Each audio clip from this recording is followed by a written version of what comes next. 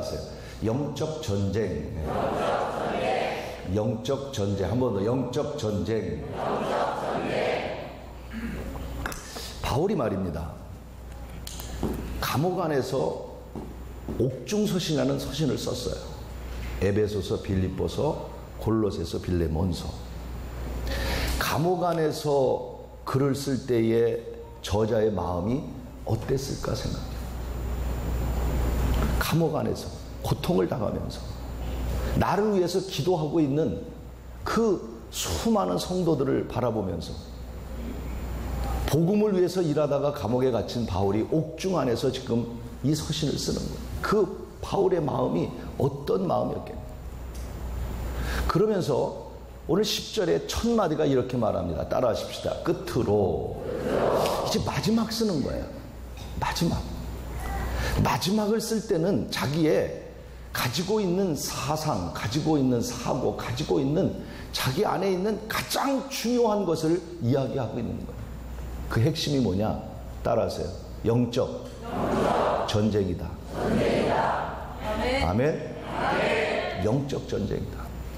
바울이 감옥 안에서 지금 전쟁에 대한 이야기를 하면서 영적 전쟁의 그 모습을 표현을 하고 있습니다. 그래서 뭐 투구니 방패니 불화살이니 검이니 이런 전쟁의 이야기를 말하면서 오늘 10절부터 13절까지는 영적 전쟁이라는 이야기를 하고 그 다음에 14절부터 17절까지는 그럼 이 영적 전쟁에 뭐가 필요하느냐? 따라하세요. 하나님의 전신 갑주를 취하라.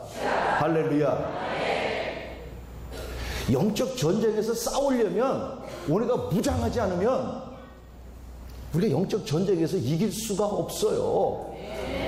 마지막 때는 영적 싸움이에요. 아멘. 이 싸움에서 하나님의 전신 갑주를 입고 싸워야 된다. 그 말씀을 하고 있는 거예요. 그리고 18절, 19절, 20절에 이 영적 무장을 위해서는 따라서 함께 기도하고 지도자를 위하여 기도하라. 아멘. 바울의 얘기입니다. 우리가 함께 이 영적 전쟁을 선포하고 우리가 하나님의 전신갑주를 입고 그리고 너희들이 기도해서 이 영적 전쟁에 승리를 해야 되는데 마지막에 그렇게 얘기해요. 나를 위해서 복음을 전하는 나를 위해서 기도하라. 왜? 여러분 지도자가 무너지면 다 무너지는 거예요. 우리는 이 시대에 지금 이 동산에 올라왔습니다. 은혜 받고 여러분 기쁨이 충만하고 정말 말씀으로 충만하고 은혜의 시간들이 되기를 바랍니다. 기도가 응답되기를 바랍니다. 기적이 일어나기를 바랍니다. 좋습니다. 기도원에 왔으니. 그러나 오늘 이 1시간만은 우리가 좀 무거운 짐을 지자는 거예요. 그 무거운 짐이 뭐냐? 다시 한번 따라서 영적 전쟁이다. 옆 사람하고 영적 전쟁이다. 왜 지금 저는 영적 전쟁의 시대라고 생각하냐면 시대의 흐름이라는 게 있어요. 흐름. 우리 문화도 보면 산업도 보면 그 시대가 있어요. 요새 많이 나오는 단어가 뭐예요? 4차 혁명시대라는 얘기를 합니다. 산업혁명시대라는 말을 해요. 들어보셨죠? 네, 산업혁명시대다. 정치인들이 그런 얘기 또 많이 해요. 이제는 산업혁명시대에 준비해야 된다. 앞으로 산업혁명시대가 되면 우리 자손들이 직업이 우리가 알지 못하는 지금 현재 있는 직업 외에 알지 못하는 직업이 7, 80% 차지하게 된다는 겁니다. 무슨 말이냐면 지금의 직업은 다 없어진다는 거예요. 거의 없어진다는 거예요. 앞으로 4차 산업혁명 시대가 되면 지금 그런 시대예요. 이 시대 속에 그럼 영적인 어떤 시대냐? 저는 60년 세대입니다. 60년에 태어났어요.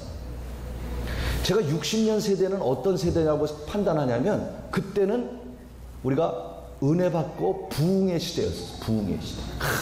60년대, 70년대 초반은요. 제가 중고등학교 때 수련 방학만 하면 다 기도원으로 모였어요. 그래서 학생들이 기도원에서 막 여러 가지 활동도 하고 기도원에 참여해서 은혜도 받고 체험도 하고 막 성령 체험하고 막 그런 일들이 우리 60년대 어렸을 때 60년대 그런 부흥의 시대였어요. 여러분 이 부흥의 시대 때는요 저희 아버님이 목사님이었거든요. 목회를 하셨거든요. 목회를 하면서 부흥회 때는 월요일 저녁부터 시작해가지고 금요일 저녁이나 새벽까지 했어요. 은혜로운 날은요 그 다음 토요일까지 했어요. 동네 사람들이 꾸역꾸역 모였어요. 그래서 부흥회 하면 광고하지 않아도 믿지 않는 사람들까지도 왔어요. 그런데 제가 이제 고등학교를 졸업하고 신학교를 들어가면서 70년대 하반부터 80년대에 뭐 유신이니 뭐 이런 일들이 일어나고 그러면서 그때를 기억해 보니까 어떤 시대였느냐? 그때는 말씀을 배우려고 하는 시대였었어요. 그래서 CCC나 이런 데서 제가 대학교 때 성경을 들고 성경 공부를 하면서 뭐 귀납법적 성경이다, 연역법적 성경이다 하면서 성경 공부를 80년대 초반까지 계속 그런 시대가 이루어졌었어요. 제 경험으로는 우리 한국교회가 그 당시 70년대 80년대에 여의도에 모이면요 수많은 사람들이 모였습니다. 교회가 연합하고 단합하고 하나가 되고 부흥하고 그러다가 90년대에 접어들면서 흐름이 어떻게 바뀌기 시작하냐면 교회마다 이 경배와 찬양과 열린 예배라고 하는 그런 예배들이 90년대에서부터 2000년 사이에 막 교회 안에 들어오면서 젊은이들을 교회를 떠나기 시작하니까 젊은이들을 찾기 위해서 교회 안에 이런 여러분 우리 어렸을 때는 이런 거 없었잖아요. 그 다음에 2000년대에 오면서 바뀌어진 게 그때는 제가 미국에 있었어요. 한국교회가 어디에 초점 맞췄나 봤더니 바로 셀이라고 하는 소그룹 운동이 교회 안에 엄청나게 일어나기 시작했어요. 뭐 두 날개 그랬더니 제가 이민 목회 한 17년 하고 한국교회 이렇게 가끔 방문해서 와서 보면요 교회들마다 독수리가 다 그려져 있더라고요. 그 왜 그려져 있냐 그랬더니 뭐 부산에서 두 날개를 배웠는데 쌍날개 두 날개 해가면서 저도 그때 빌 맥켄 목사님이라든가 여러 목사님들의 그 논리를 알거든요. 소그룹과 대그룹이 함께 움직여야 새는 두 날개가 있어야 날르는 거지. 근데 한국교회가 이렇게 대중적인 모임만 가졌지 또 하나의 날개 소그룹 사실은 우리가 이미 감리교회에서 속회라는 거 이미 사용했던 거거든요. 이런 것들이 사용됐던 거를 모르고 있다가 이제 2000년도 되면서 이 1900 후반에 오면서부터 두 날개 그래서 교회들마다 소그룹 운동이 일어나고 우리 교회도 속회에서 목장으로 바꾸듯이 이 개념을 바꿔야 된다 해서 속회를 목장으로 바꾸고 뭐 여러 가지 소그룹으로 셀그룹이다 뭐다 다 바꿨단 말이에요. 이게 시대적인 흐름이라는 걸 말씀을 드리는 거예요.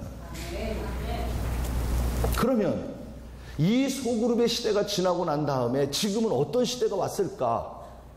지금 여러분 뭘 느끼고 있냐? 뭘 느끼고 있냐? 저는 제가 볼 때 방향을 잃어버렸다. 슬픈 생각이 드는 거예요. 어쩌면 부흥회라고 하는 60년대, 70년대 그 흐름이 있었기 때문에 모여서 기도하고 모여서 은혜 받는 그런 어떤 핵심적인 것이 있었고 시대마다 말씀이 있었고 찬양이 있었고 뭐 셀그룹이 있었고 했다 그러면 오늘 시대의 교회 모습은 어떠냐? 다 흩어졌어요. 어떻게 보면 도리어 혼합주의가 교회 안에 꽉 차가지고 자기의 생각을 얘기하고 이 성전 안에 하나님은 한 분이셔야 되는데 교회 안에 하나님이 각자의 하나님이 다 다른 것 같은 생각이 든단 말이에요. 슬픈 얘기입니다. 교회 안에서 분열돼서 싸웁니다. 싸우는 두 그룹을 보면 하나님이 달라. 아무리 봐도 하나님이 달라. 그 하나님하고 이 하나님하고 달라. 이게 오늘 시대에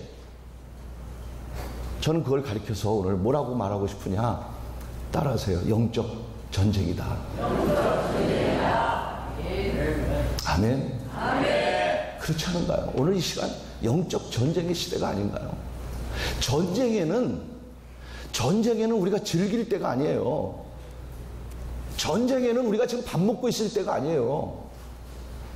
심각하고 너무 무거운 이야기를 여러분에게 드려서 어쩌면 저는 오늘 돌매를 여러분한테 맞을지는 모르겠지만 저는 기도하면서 한번 생각해 봤어요. 야, 지금 전쟁이 일어났는데도 저렇게 놀고 있을까? 지금 전쟁이 일어났는데 저렇게 즐기고 있을까? 여러분, 오늘 이 시대는 아무리 봐도 영적 전쟁의 시대 속에 있다는 것을 느끼게 됩니다. 사랑하는 여러분, 전쟁의 승리자가 되기를 바랍니다. 영적 전쟁에 이기시기를 바랍니다. 이단과의 전쟁이에요. 지금 하나님 말씀 회복의 전쟁이에요. 계시록 우리 되찾아와야 돼요. 왜 이단한테 다 뺏겼어요? 여기 마지막 때에 계실 하나님의 계시의 말씀이 있는데 왜 뺏겨서 오늘 성도들은 계시록에 대한 이야기 하나도 몰라요. 죽고 난 다음에 부활이 뭔지도 몰라요. 미안합니다. 모르진 않겠죠.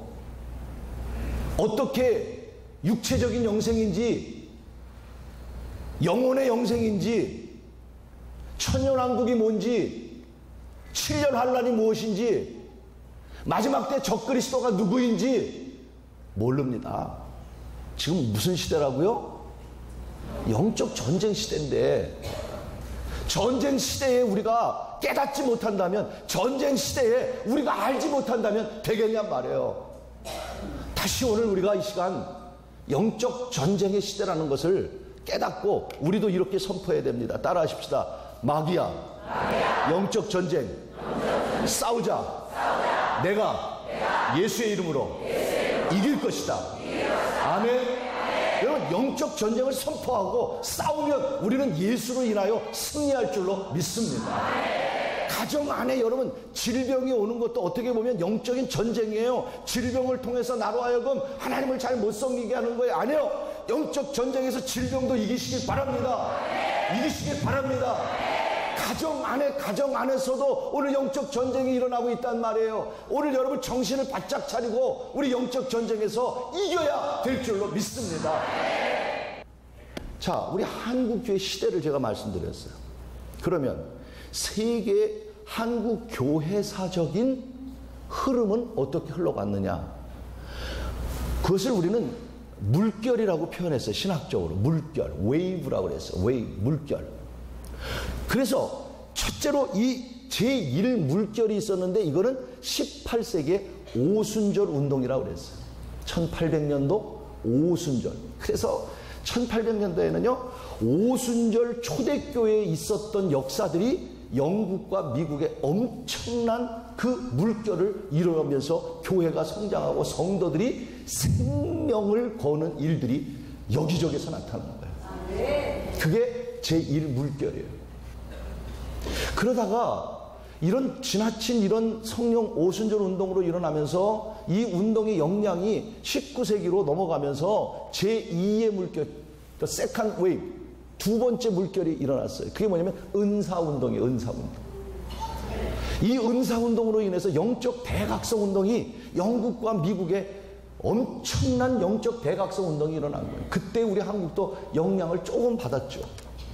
영적 대각성 운동.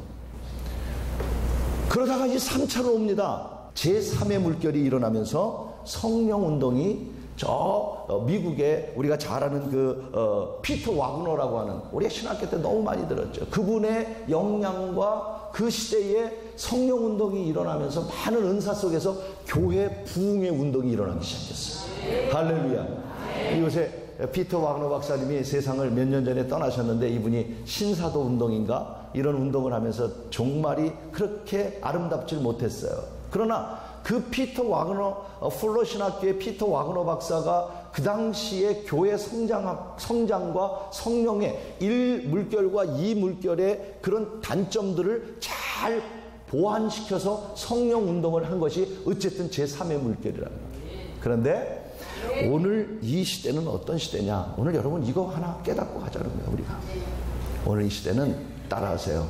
영적 전쟁이다. 전쟁은 따라서 이겨야 한다. 장난이 아니다. 전쟁은 게임이 아니다. 아멘. 여러분, 오늘 이 시대는 영적 전쟁의 시대란 말이에요. 오늘 여러분 성경을 보십시오. 성경에 보면 우리의 싸움은 뭐라고 말씀합니까? 말씀을 보세요. 6장에 보면 이렇게 말합니다. 우리의 씨름은 12절 시작. 우리의 씨름은 혈과 육을 상대하는 것이 아니요 통치자들과 권세자들과 이 어둠의 세상 주관자들과 하늘에 있는 악의 영들을 상대하는. 할렐루야. 당시에 통치자들, 권력자들, 핍박하는 자들, 그게 문제가 아니에요. 이 세상을 주관하는 자들, 악한 영들. 오늘 악한 영이 여러분에게 들러붙어서 찐득이와 같이 들러붙어가지고 틱이라고 그러죠. 틱. 여러분, 영어로 틱이라고 그래요. 틱. 이게 한번 딱 들러붙으면요, 칼날로 띄어도 떨어지지 않아요. 살을 파고 들어가요. 얼마나 무서운 건지 알아요? 잔디에 앉았다가 틱이라는 게 하나 여기 붙으면 말이에요, 이 틱이 어떤 데 발견해요. 뛸라고 그러면요 절대로 손으로 못 떼요. 병원에 가서 수술해야 떼요. 이걸 모르고 그냥 지나갔다 혈관 안으로 들어가는 거예요. 죽는 거예요. 마귀는 그 정도예요.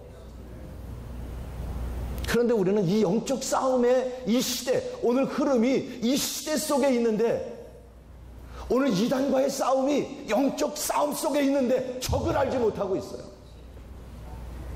그리고 너무 우리는 우리의 싸움이 쓸모없는 곳에 많은 시간을 낭비하고, 정말 영적인 전쟁이라는 것을 우리가 깨닫기만 하면, 오늘 이 시간 우리 함께 깨닫고 함께 여러분 이 영적 시대에 싸울 수 있는 거룩한 승리자가 되기를 주의 이름으로 축원하는 것입니다. 그렇지 않습니까? 예수님에게도요, 예수님이 광야에 성령에 이끌려 나가실 때에 마귀가 3가지의 시험을 하지 않습니까? 끝까지. 한 번도 아니고 2번, 3번. 오늘 여러분, 마귀는 여러분들에게 정말 틱과 같아서 들러붙어서 우리를 괴롭히고 있는 것들이 있을 텐데, 오늘 이 성연을 통해서, 이 기도원에서 영적 전쟁을 선포하세요. 건강의 문제를 영적 선포를 하세요. 가정의 문제 영적 선포를 하세요. 신앙의 문제 영적 선포를 하세요. 영적 선포를 하고, 마귀야 물러가라, 마귀야 물러가라. 아멘. 이 싸움에서 우리 다시 한번 승리하는 이번 연합의 모든 교회와 성도가 되기를 주의 이름으로 축원하는 것입니다. 10절부터 13절까지 그 영적 싸움이라는 걸 얘기하면서 그 다음 14절부터 뭐라고 하냐면 이렇게 말씀하세요. 자, 14절부터 읽겠습니다. 시작. 그런즉 서서 진리로 너희 허리띠를 띠고 의의 호신경을 붙이고 평안의 복음에 준비한 것으로 신을 신고 모든 것 위에 믿음의 방패를 가지고 이로써 능히 악한 자의 모든 불화살을 소멸하고 구원의 투구와 성령의 검 곧 하나님의 말씀을 가지라. 할렐루야. 이게 뭐냐면 전신갑주. 따라 전신갑주. 하나님의 전신갑주예요. 전신갑주가 6가지. 따라서 진리의 허리띠, 의의 흉배 호신경, 의의 호신경, 복음의 신, 믿음의 방패, 구원의 투구, 말씀의 검. 아, 나만 손이 있나? 요거는 해야 돼. 딴 거는 몰라도 말씀의 검. 요거 자를 때 잘 잘라야 돼. 그냥 모든 악한 것을 싹 자르시길 바랍니다. 말씀의 검. 할렐루야. 자, 진리의 뭐라고요? 허리띠. 허리띠. 진리의 띠. 다시 한번 진리의 띠. 의의 호심경. 복음의 신. 믿음의 방패. 구원의 투구. 말씀의 검. 진리의 띠부터 시작.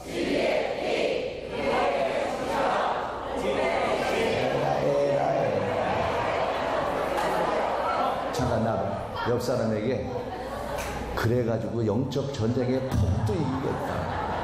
그러나 여러분 절 보세요. 아니 그건 따라하지 마. 오늘 여러분이 잘 몰랐지만 그러나 오늘 여러분 영적으로 하나님의 전신갑주를 입으시기를 바랍니다. 아멘.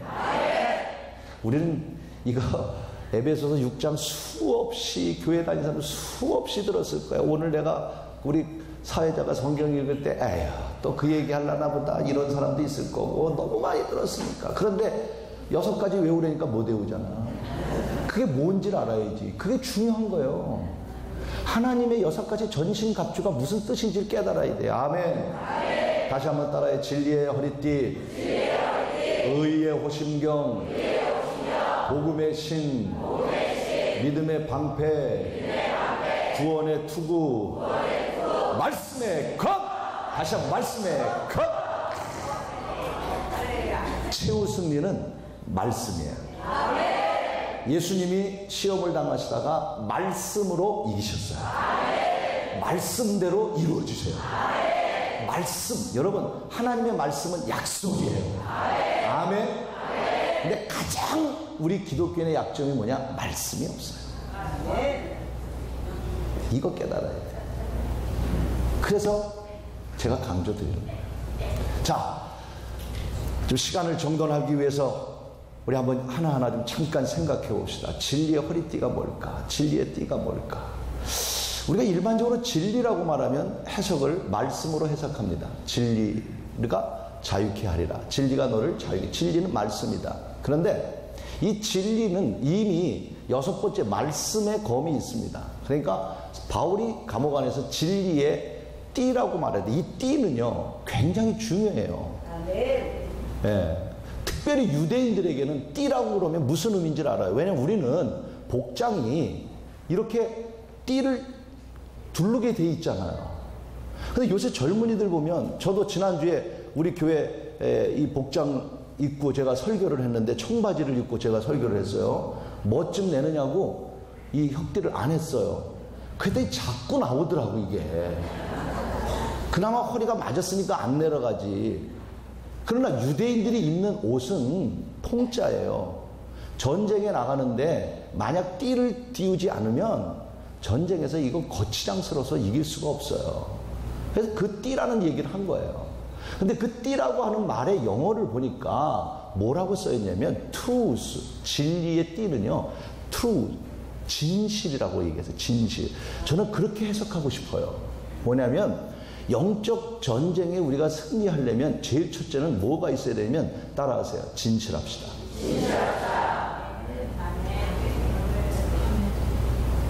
우리가 능력받고 성령 받는 것도 중요하지만 기독교인에게 중요한 것 가운데 하나가 진실함이에요. 여러분 안에 진실함이 있습니까? 내 안에 진실함이 있습니까? 솔직합니까? truth. 얼마나 많이 거짓말을 합니까? 얼마나 거짓말하고 속이는 그 순간 악한 영에게 여러분 영적 전쟁에 다친 거예요. 여러분이 아무리 봉사를 하고 아무리 아나니아와 삽비라 부부가 자기 재산을 다 팔아가지고 사도들 앞에 갖다 놨다 할지라도 그날 동시에 죽었어요. 이유가 뭐예요? 성령을 속였다고 하는 진실함이 없는 거예요.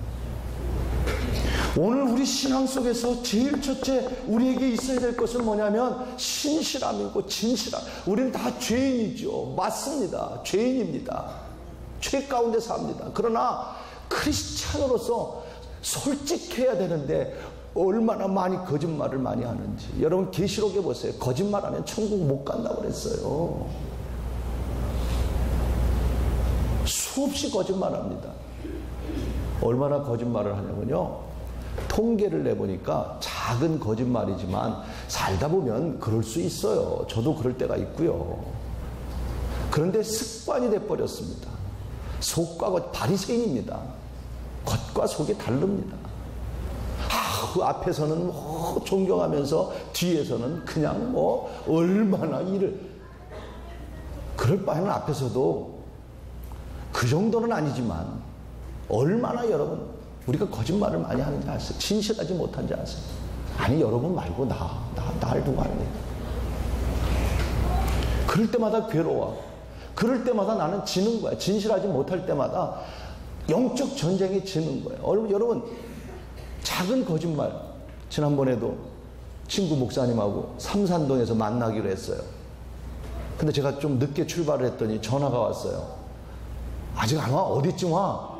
이제 출발하면서 거의 다 왔어. 다 오긴 뭘 다 왔어. 나도 모르는 사이에 그냥 거짓이 붙어 있어. 오늘 우리들의 삶이 그렇다는, 우리 기독교인의 삶이, 예배 드릴 때는, 은혜 받을 때는, 막 기도할 때는, 말씀을 듣을 때는 그렇게 그런데 말씀이 딱 떠나고 나면, 교회 밖까만 탁 나가면, 나는 설교할 때마다 우리 교인도 있지만 나 이 얘기를, 그분은 혹시 안 계실 거라고 생각하는, 난 그걸 잊지 못해. 우리는 초상나고 그러면요, 오후 예배 때 떡을 그분이 이렇게 준비해 주세요. 그럼 창에다가 이렇게 떡을 차려놓고 먹는 거예요. 근데 저는 그 자리에 잘 안 가요. 왜냐면 그냥 좁은 데다가 떡 드시는데 또 제가 가면 부담될까봐 사실 그런 자리에 제가 안 가요. 그런데 그날은 그래도 교인들하고 조금 좀 어울려 볼까 하고 이제 내려와가지고 떡을 먹으려고 그 라운드 테이블이거든요. 라운드 테이블로 뚝 들어갔더니 떡 드시던 한 집사님인지 권사님인지 내가 이름도 모르고 얼굴도 몰라. 그런데 나를 그냥 막 때문에 저리 가 이씨, 저리 가 이씨. 또 미안.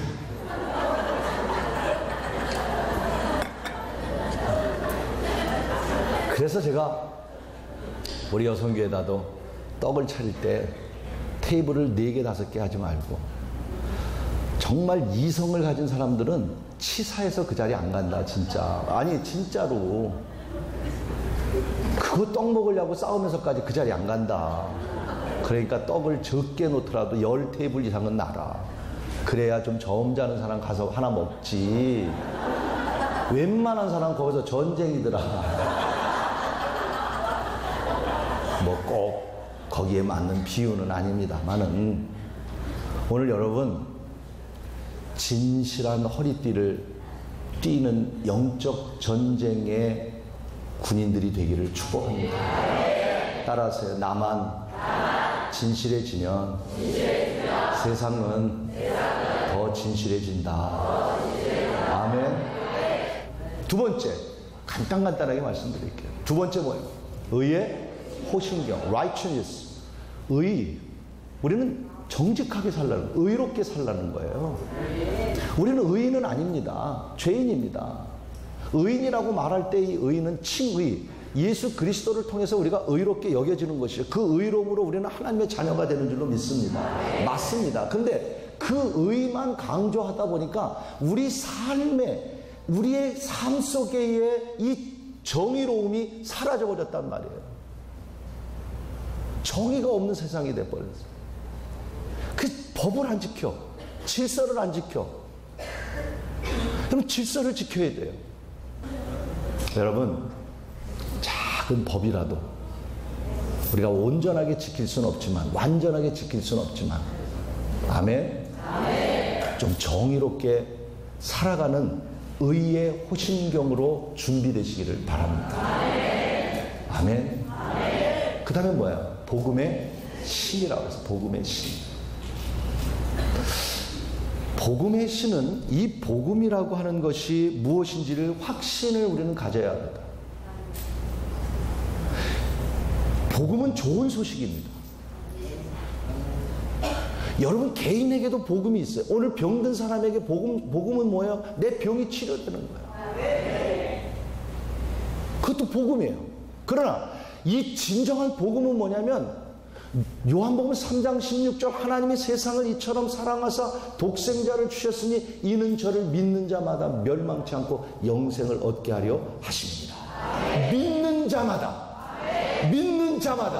누구든지.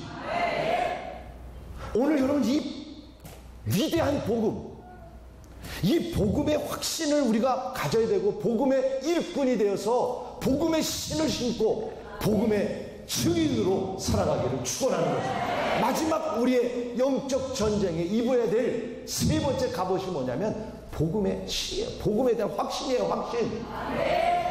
오늘 새벽도 여러분 말씀을 들었고 어제 저녁에도 말씀을 들었어요. 그게 복음의 복음. 얘기하고자 하는 게 복음이에요. 가스펠, 굿뉴스.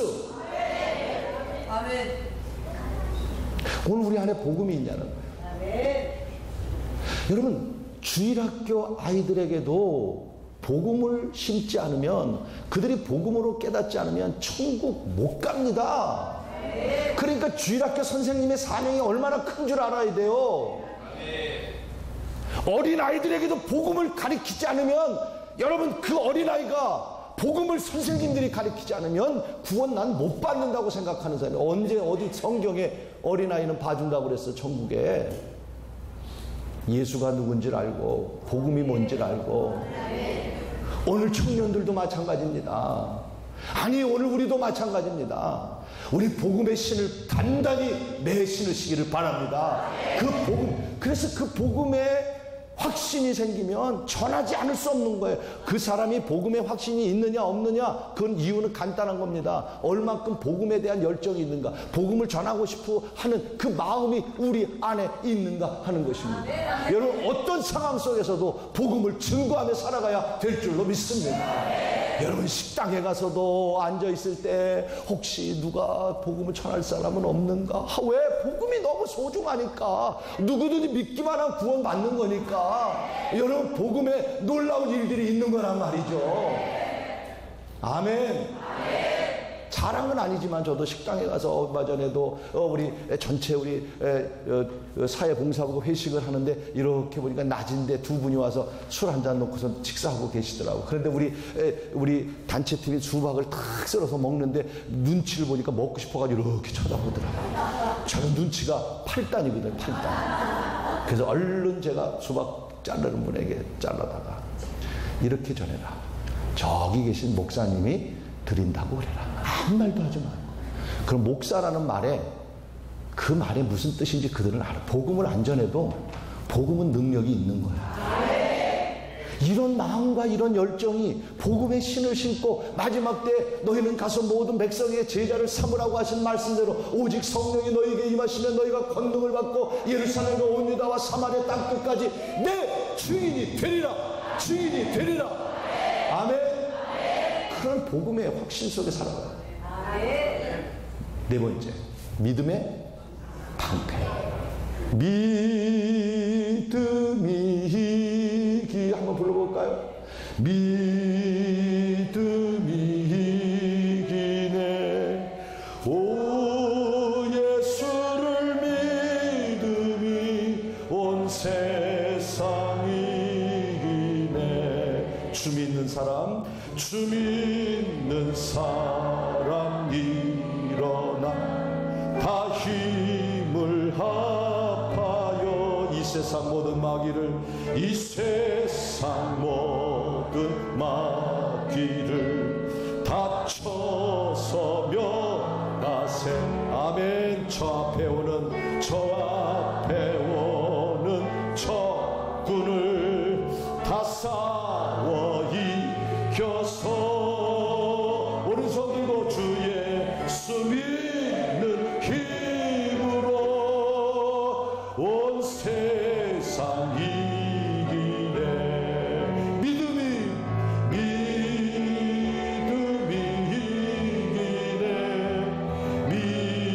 믿음이 이기네. 주 예수를 온 세상이. 할렐루야. 여러분, 믿음은 방패라고 말씀하고 있습니다. 보십시오. 18절 말씀 보겠습니다. 16절 시작. 모든 것 위에 믿음의 방패를 가지고 이로써 능히 악한 자의 모든 불화살을 소멸하고. 할렐루야. 화살 끝에 불을 붙여서 쏘는 그 불화살도 믿음은 다 적들 적들로부터 이길 수 있게 하는 힘이 있는 줄로 믿습니다. 믿음은 방패예요. 여러분, 믿음이 없는 것 같지만 믿음이 있는 사람은 시험이 올 때 이깁니다. 오늘 우리가 믿음이 없는 것 같지만은 주님이 땅에 다시 올 때 믿음 하나 때문에 여러분은 천국 가게 되는 거죠. 아멘. 그 믿음이 자라가기를 바랍니다. 믿음의 방패를 들고 영적 전쟁에 승리하기를 바랍니다. 오늘 여러분 앞에 어려운 일이 있으니까 믿음으로 순종하시기를 바랍니다. 밤새도록 고기를 잡았지만 한 마리도 잡지 못했습니까? 실패했습니까? 베드로가 믿음으로 말씀에 의지하여 던졌어요. 오늘 여러분에게도 믿음으로 던지기를 바랍니다. 믿음으로 오늘도 달려가길 바랍니다. 믿음의 주에 온전케 하신 예수를 바라보기를 바랍니다. 그래서 우리는 믿음의 방패를 들고 그 다음에 구원의 투구라고 그러죠. 구원의 투구. 전쟁에서 싸울 때에 군인이 철모를 쓰잖아요. 로마 시대 때는 그냥 어디 공격할 수, 근데 구원의 투구라고 그래서 구원의 투구. 데살로니가전서 5장 8절에도 바울은 구원의 소망의 투구를 쓰라라고 말씀합니다. 이단이 우리를 공격하는 가장 첫 번째, 가장 중요한 것 가운데 하나가 뭐냐면 구원을 자꾸 흔들어. 구원 받았는지 안 받았는지, 어저께는 받은 것 같은데 오늘은 잃어버린 것 같고. 여러분, 구원, 하나님은 그런 실수하는 하나님이에요. 어제는 하나님의 구원의 계획은 틀림없는 분이에요. 확실한 분이에요. 여러분을 사랑하세요. 모든 사람이 구원받기를 원하세요. 아멘. 이 구원의 확신. 오늘 우리 청년들에게도 참 기도하는 제목 가운데 하나는 참 열심히 청년들도 많습니다. 뭐 호국 기도단 하시는 청년들, 내 몇 청년들도 만나봤거든요. 이야, 살아있더라고. 할렐루야. 그런데 대부분의 청년들이 이 구원에 대한 것이 정돈이 안 됐고 구원의 확신이 없는 경우들이 너무 많아. 윤리적인 하나님, 윤리적인 예수님, 도덕적인 교회, 신앙, 선한 일, 의식적인 일, 사회적인 일, 이런 것에 관심을 가질 때가 많아. 아닙니다. 우리는 다시 복음 앞에 구원의 확신을 가져야 될 줄로 믿습니다. 마지막 따라 하십시다. 말씀에 손을 한번 올려서, 요건 마지막이니까. 말씀에 검! 말씀에 검! 여러분, 하나님 말씀을 붙드시기를 바랍니다. 하나님의 말씀은 살았고 운동력이 있어 좌우의 어떤 날쌘 것보다 예리해서 우리의 혼과 영과 관절과 골수를 찔러 쪼개기까지 하시며. 할렐루야. 우리 말씀으로 충만해야 됩니다. 찬송 한번 할까요? 말씀 충만으로, 말씀 충만으로, 뜨겁게 말씀 충만으로, 말씀 충만으로,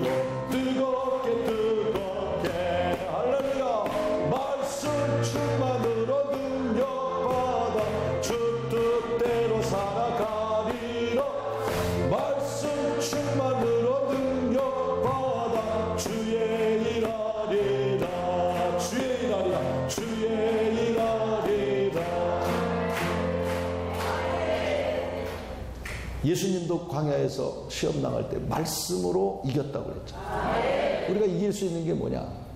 하나님의 말씀이란 말이야. 하나님의 말씀은 감동이 있는 거란 말이야. 사람을 변화시킨단 말이야.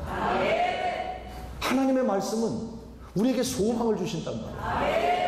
그래서 우리는 하나님 말씀 듣는 일과 말씀을 행하는 일에 전심전력하여 마지막 때에 말씀으로 무장하는 교회가 돼야 될 줄로 믿습니다. 여러분, 올해가 종교개혁 500주년이에요.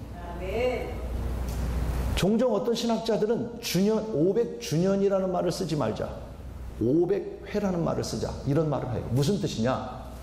500주년이라고 하는 말은 500년 전에 일어났던 사건을 그냥 기념하는 날이 주년이다. 그러나 종교개혁은 500년 전에 일어난 사건을 우리 기념하는 날이 아니다. 종교개혁은 뭐냐? 500년 전에 일어났던 그 사건이 어제도 오늘도 내일도 주님 오시는 그날까지 500주년이 아니라 500회, 501회, 502회 계속해서 개혁이 일어나야 된다. 그 개혁 가운데 가장 큰 개혁이 뭐냐? 여러분 뭡니까? 의식입니까? 교회 안에서 성찬을 어떻게 할 것이냐? 교회 안에서 세례의 문제를 어떻게 할 거냐? 교회 안에서 법을 어떻게 할 거냐? 오늘 여러분 세상은 그런 걸 말하고 있습니다. 여러분 개혁의 핵심은 뭡니까? 하나님 말씀으로 돌아가자. 솔라 스크립처, 솔라 스크립처. 오직 말씀으로 돌아가자. 마틴 루터가 외친 게 그거예요. 하나님의 은혜로 말씀으로 돌아가자. 그 당시에는요, 신부들이 라틴어로 이 성경을 만들어 놓고 자기 나라 말로 번역하면 다 죽였어요. 마틴 루터가 종교개혁을 일으키긴 100년 전에 위클리프라고 하는 사람이 성경을 번역을 했습니다. 그 당시 이후의 후손들이 성경을 번역하면서 수많은 사람들이 생명을 잃었습니다. 여러분, 그리고 어느 누구도 이 성경을 읽지 못하게 만들려고 라틴어로 써서 보지도 못하게 만들었어요. 그래서 마틴 루터가 숨어서 성경을 번역한 거예요. 그 성경이 오늘 우리 손에 쥐어져서 교회들마다 하나님 말씀이 주어져 하나님 말씀을 깨닫지 못하니까 많은 사람들이 의심하고 의혹하면서 다 이 이단에 빠져가지고 다시 오늘 계시록을 찾아와야 되고 마지막 시대에 우리가 뭐 해야 되는지 깨달아야 되고 우리가 이 영적 시대에 살아가고 있다는 사실을 깨닫고 하나님의 말씀의 검으로 영적 승리하기를 축원하는 것입니다. 여러분, 진리의 허리띠, 의의 흉배, 복음의 신, 믿음의 방패, 구원의 투구는 공격할 수 있는 게 아니에요. 마지막 우리가 영적 싸움에서 공격해서 이길 수 있는 최고는 말씀의 검밖에 없단 말이에요. 하나님 말씀을 많이 암송하고 묵상하기를 바랍니다. 성경을 읽으시기를 부탁. 잠깐 아멘 할 때 안 읽을 사람은 아멘도 하지 말고 읽을 사람만 아멘. 성경 읽으시길 바랍니다.